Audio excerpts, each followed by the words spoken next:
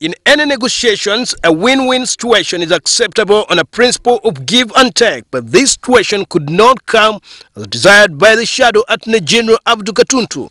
He was beaten at his own game on the floor of Parliament. It was indeed a dramatic U-turn of events. Listening from his own words, Katuntu sounded like they had poured cold water on his scheme, and it was time for him to concede and make his acceptance speech. It's time this journey comes to an end. We need to take a decision one way or the other. I do therefore, for purposes of the record, withdraw my amendment. It doesn't exist.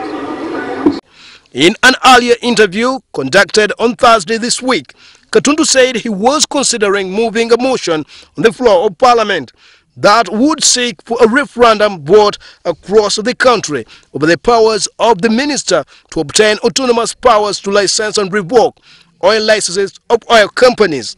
I must warn that this story is not coming to an end. We are going to sit and we shall seek signatures to go for a referendum on this matter. We need to ask all the people of Uganda, all Ugandans, from Bunyoro to Acholi, to West Nile, to Karamoja, whether actually what we are passing now should be the best.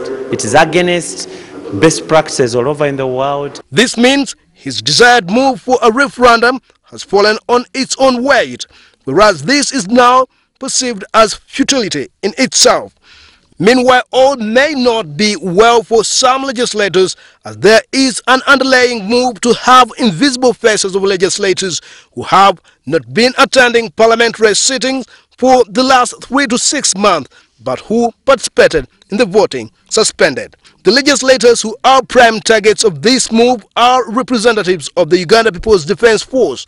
Among them captured by our cameras include the Chief of Defense Forces, General Aronda Nyakirima, Lieutenant General Jim Owes Jire, the former Air Force Chief, and some high-profile government ministers like Sam Kutesa Kahamba.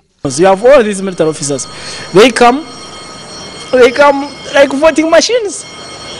And you wonder, is this a joke?